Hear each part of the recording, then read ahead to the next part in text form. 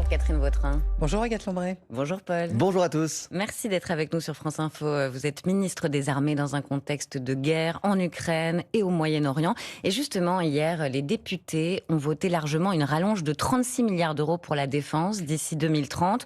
Le budget des armées doit atteindre 63,3 milliards d'euros par an, 2 fois plus qu'en 2017. Le Rassemblement national a voté pour, mais avec des réserves. On écoute Laurent Jacobelli. Ce texte qui est un petit texte d'expert comptable, là où on attendrait un texte de stratège. Mais je vais vous dire, même si c'est 10-15 milliards réels, ça va une fois encore dans le bon sens, puisque nos armées ont besoin d'être soutenues. Le Premier ministre lui-même avait dit que l'idéal, ce serait un budget de 100 milliards d'euros. Catherine Vautrin, est-ce que c'est un budget qui est vraiment à la hauteur des enjeux ou un budget qui se contente de recoller les morceaux ? Alors déjà, je vais évidemment dire tout mon respect pour les experts comptables. Et après, évidemment, c'est un enjeu extrêmement important. Le monde a changé. La loi qui a été votée en 2023 prévoyait une actualisation en 27. Le monde ayant changé, nous avons décidé d'aller plus vite et de le faire dès cette année. 36 milliards supplémentaires, vous venez de le dire et je vous remercie de l'avoir dit. En 10 ans, nous aurons doublé le budget des armées. C'est dire l'effort de la France. Et c'est vrai que cet effort va devoir se poursuivre et devra se poursuivre au-delà de 2027 parce qu'il s'agit de souveraineté, il s'agit d'équiper nos armées, il s'agit aussi de voir le format. Là, c'est une loi qui permet de donner plus de moyens à très court terme. Oui, qu'est-ce que ça change concrètement ? Concrètement, ça va pour être extrêmement concrète. 8 milliards de plus, rien que pour les munitions. C'est plus d'argent pour les avions de combat. C'est plus d'argent pour une nouvelle tram-char. C'est plus d'argent pour l'espace. C'est quoi ? La tram-char, ce sont les chars. Vous savez qu'aujourd'hui, l'armée de terre dispose d'un char qui s'appelle le char Leclerc, qui est un char dont tout le monde reconnaît l'intérêt, sauf que ce char, il est en fin de vie. Il terminera sa vie dans les années 38, ce qui veut donc dire que nous devons déjà, évidemment, anticiper et donc créer un nouveau char. Et c'est ça, la tram-char, c'est des crédits pour travailler sur un nouveau char. Aujourd'hui, qu'est-ce qui manque le plus à la France ? Est-ce que ce sont des missiles, des drones, des munitions ou des hommes et des femmes ? Alors, déjà, on va dire que la France est l'armée d'Europe la plus entraînée. Donc, nous n'avons pas de rupture capacitaire majeure. Ça, c'est un point très important. En revanche, évidemment, nous devons faire évoluer, accompagner nos équipements. On parle des drones matin, midi et soir. Nous avons besoin de drones. Nous avons besoin de lutte anti-drone. Voilà typiquement des équipements qu'il faut acquérir. Nous avons besoin de plus de munitions parce que si vous voulez une armée entraînée, encore faut-il qu'elle puisse tirer à balles réelles, tirer tout type de munitions, et donc cela nécessite de pouvoir les remplacer. Ce sont l'ensemble de ces éléments que nous allons acquérir. Et puis un autre élément très important, c'est la maîtrise de notre territoire, c'est la maîtrise de l'information, c'est la maîtrise de la communication, et ça c'est l'espace, d'où des crédits pour avoir plus de satellites, pour être plus souverain dans ce domaine par exemple. Catherine Vautrin, est-ce qu'on se rapproche d'une économie de guerre ou on en est très loin encore ? Vous savez, je crois qu'il faut arrêter avec des termes qui, quelque part, veulent tout dire et rien dire, si je devais le faire un peu brutalement. Ce qui est certain, c'est que notre volonté, c'est évidemment d'être toujours en avance. Pour gagner une guerre, il faut l'avoir anticipée. Pour l'avoir anticipée, il faut l'avoir prévue. Ce que l'on voit, c'est que non seulement le monde a changé, mais si nous prenons les retours d'expérience de l'Ukraine, les retours d'expérience de 71 jours maintenant au Proche et Moyen-Orient, nous voyons que nous avons besoin, par exemple, de beaucoup travailler sur la défense de notre ciel. Ça veut donc dire travailler sur notre aviation de chasse. Ça veut dire travailler sur la lutte anti-drone. Tout ça, derrière, c'est tout ce que nous faisons avec nos armées, les industries de l'armement. Je rappelle que la France est le deuxième pays exportateur en matière d'armement. Ce sont 240 000 emplois sur le territoire. Et c'est un point très important parce que quand on dit que nous mettons 36 milliards de plus entre maintenant et 2030, ce sont autant de commandes pour l'industrie de l'armement qui, à plus de 80%, est une industrie française. Madame Vautrin, vous avez réagi au Rassemblement national qui dénonce un petit texte d'expert comptable. J'aimerais vous faire réagir à une autre expression d'un communiste qui dénonce dans ce texte. Il dit: ce texte ne prépare pas seulement les armées, il prépare aussi les esprits à accepter la guerre comme normalité politique. Madame la ministre des Armées, à quoi préparez-vous les esprits avec ce texte ? Je prépare les esprits à travailler sur la souveraineté de notre pays. Ça veut dire être préparé. Vous savez que la position de la France, c'est une position défensive. La France n'attaque pas, la France se défend. Pour être craint Pour être respecté, il faut être craint. Pour être craint, il faut être entraîné, il faut être équipé. C'est cela notre objectif. Et on voit que nous sommes dans un monde dans lequel la force, de plus en plus, prend le pas sur les lois et les règlements. La volonté de la France, c'est de dire on respecte les textes, on respecte bien évidemment tous les accords. Pour autant, nous sommes prêts à nous défendre avec 2 piliers. Une armée qui s'appuie d'un côté sur la dissuasion, conféré le discours de l'île longue du président de la République le 2 mars dernier, et une armée conventionnelle, qui est donc une armée entraînée et qui dispose de l'ensemble des équipements dont elle a besoin, qu'il s'agisse de la marine, qu'il s'agisse de l'armée de terre ou de l'armée de l'air. Et moi, je veux rendre hommage à l'ensemble des femmes et des hommes qui composent nos armées, qui au quotidien sont des gens qui s'entraînent et qui sont opérationnels. Catherine Vautrin, Donald Trump a annoncé qu'il renonçait à une attaque contre l'Iran après un appel des dirigeants du Golfe. On écoute le président américain. J'étais à 1 heure de frapper l'Iran. J'ai jamais dit quand, mais on était tout proche. Ma décision aurait dû intervenir aujourd'hui et on n'aurait pas été là à parler de cette salle de bal.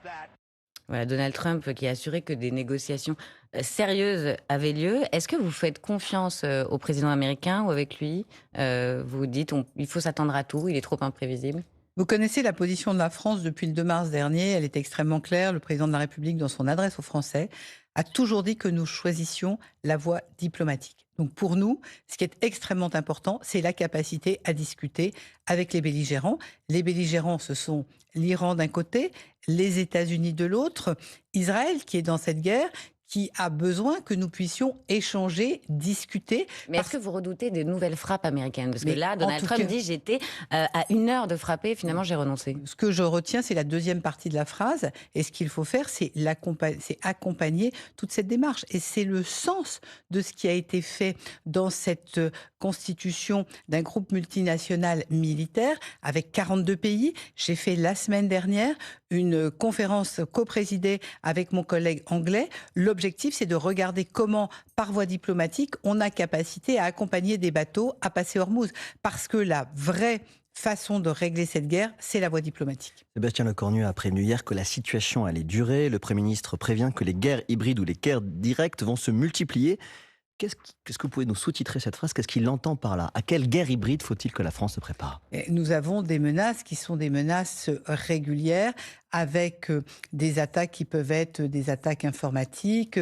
C'est ce type de choses sur lesquelles nous devons nous préparer, d'où tout le travail que fait la France et que fait la France avec l'ensemble de ses services. Parce que nous venons beaucoup de parler de nos armées. Je voudrais aussi rendre hommage à nos services secrets. Je pense bien évidemment à la DGSE, je pense à la DRM, qui sont des gens qui, au quotidien, sont là pour justement traquer ces menaces. On a beaucoup parlé de terrorisme.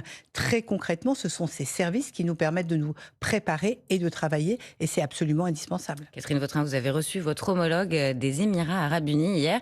L'occasion de renouveler l'accord de coopération en matière de défense entre les Émirats et la France. Les Émirats, parmi les premiers frappés par l'Iran, cible numéro 1 si les combats repartaient. Notre Charles de Gaulle est à quelques centaines de kilomètres. Que se passe-t-il si les Émirats nous appellent à l'aide demain?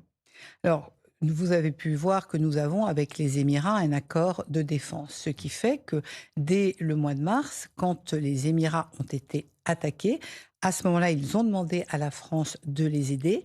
Et ce que nous avons fait dans le cadre de cet accord de défense, c'est que nous les avons accompagnés parce que la France est un partenaire fiable. Un partenaire fiable, c'est un partenaire qui, dès lors qu'il est appelé parce qu'il est attaqué, il peut faire l'objet d'une aide. Aujourd'hui, la position du Charles de Gaulle, sur ordre du président de la République, le Charles de Gaulle qui, finalement, en mars, était dans le Grand Nord, a fait route vers la Méditerranée orientale, puis de la Méditerranée orientale a passé, comme vous le savez, le canal de Suez et le détroit de Bab-el-Mandeb et est aujourd'hui, il est dans le golfe d'Aden. Et au moment où on se parle, il est dans le golfe d'Aden. Il dirige vers le détroit d'Ormuz. Il est dans le golfe d'Aden au moment où nous nous parlons. Nous Au large de la péninsule arabique. Vous y étiez on est plus près de Djibouti. Et dans le golfe d'Aden, vous êtes encore assez près de Djibouti. Ils ont d'ailleurs fait escale pendant 3 jours à Djibouti. J'ai effectivement, la semaine dernière, rencontré l'ensemble de nos forces sur le Charles de Gaulle, 1800 marins engagés, impliqués. Et n'oubliez jamais que quand on parle du Charles de Gaulle, on parle d'un groupe aéronaval, c'est-à-dire que non seulement nous avons un porte-avions, mais nous avons 20 Rafales marines, nous avons des frégates, nous avons un bâtiment ravitailleur. Et ça, c'est quelque part la force de la France et la capacité de la France à rayonner. Et je voudrais insister sur ce point, parce que quand la guerre a commencé, la France a été le seul pays qui a été en capacité d'avoir immédiatement des frégates qui ont fait route vers la Méditerranée orientale. On avait une frégate qui était au sud de Chypre, puisque Chypre avait été menacée. Nous avions, dans le cadre de l'opération européenne Aspides, 2 frégates qui étaient en mer Rouge. Donc on est le seul pays européen en capacité de déployer autant de moyens. Exactement, on voit la capacité, quand on parle d'une armée entraînée, la Marine nationale a montré sa capacité à être déployée dans un temps extrêmement rapide sur ordre du président de la République. Et ça, vraiment, je pense que quand on cherche à quoi sert l'argent de la loi de programmation militaire, voilà une déclinaison extrêmement concrète. Justement, à propos d'argent... Pardon, Agathe, c'est juste pour rebondir sur ce que vous disiez, après je laisse mon collègue.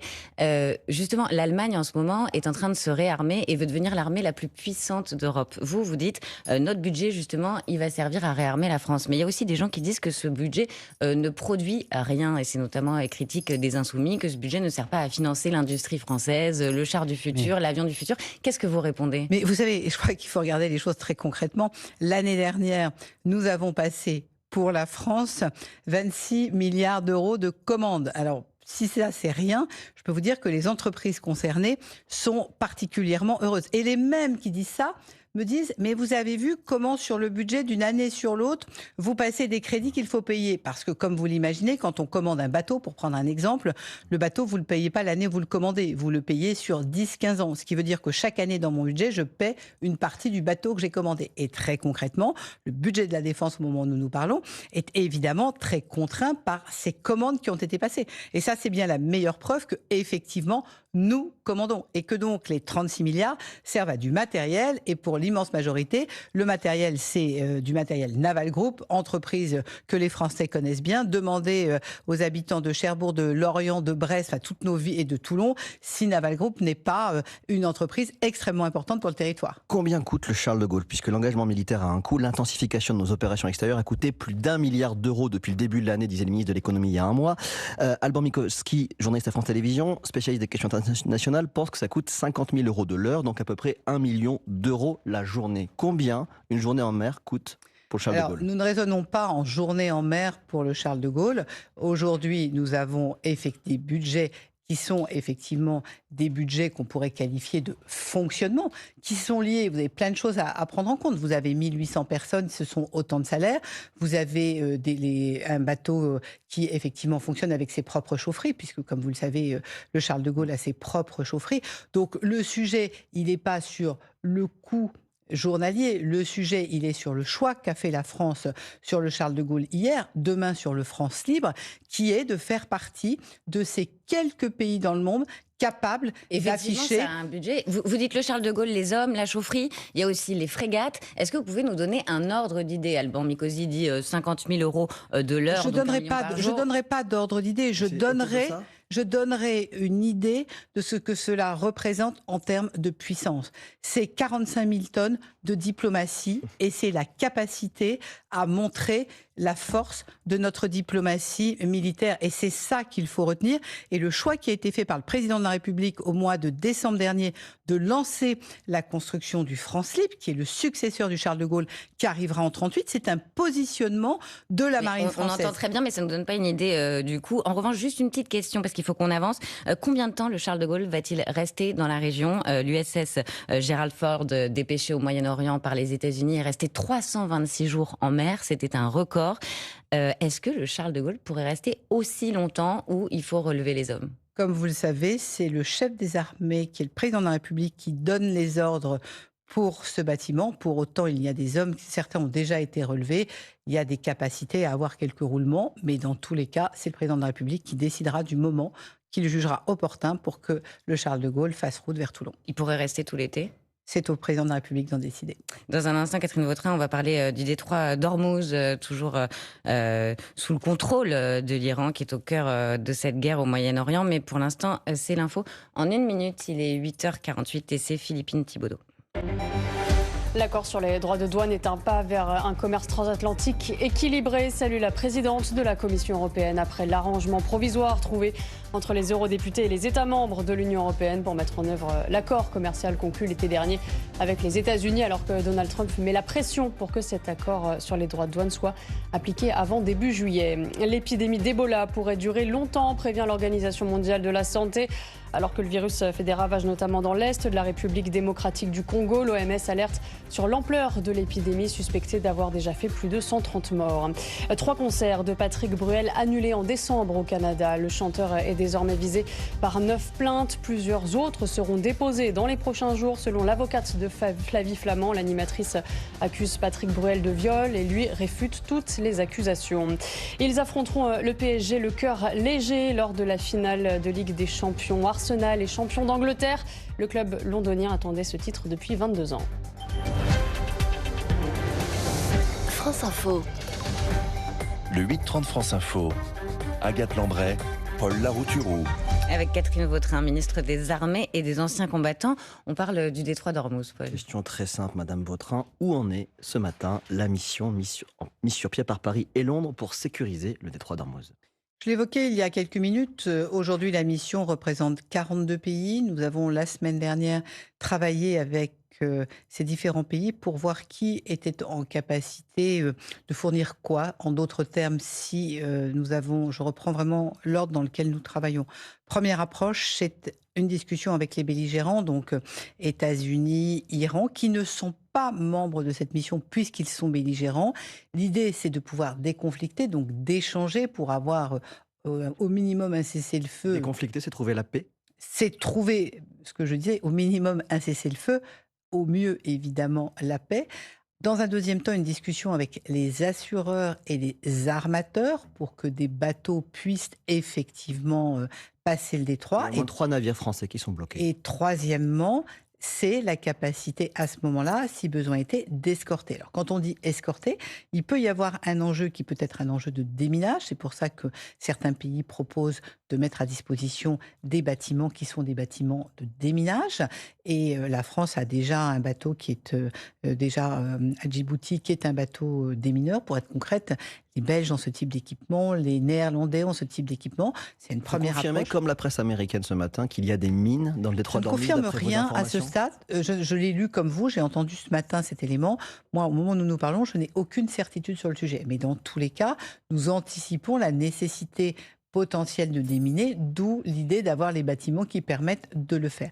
Et donc vraiment, c'est d'abord voie diplomatique, ensuite escorte des bateaux. Mais ce qui se joue, et c'est vraiment ça qui est important, c'est bien évidemment la liberté de navigation. Oui, justement, Catherine Vautrin, pardon, parce qu'aujourd'hui, c'est l'Iran qui a la main sur le détroit d'Ormuz. L'Iran qui veut désormais imposer un droit de passage aux navires. Est-ce qu'on peut accepter de payer pour passer? C'est exactement le fond du problème. Alors permettez-moi de dire qu'il n'y a pas que l'Iran, il y a Oman. Parce que si vous regardez le détroit d'Ormuz, c'est en partage entre Oman et l'Iran, premier élément. Deuxième élément, ce qui se joue, c'est précisément de dire la liberté de navigation fait partie des accords internationaux. Ce sont les fameux accords de Montego Bay.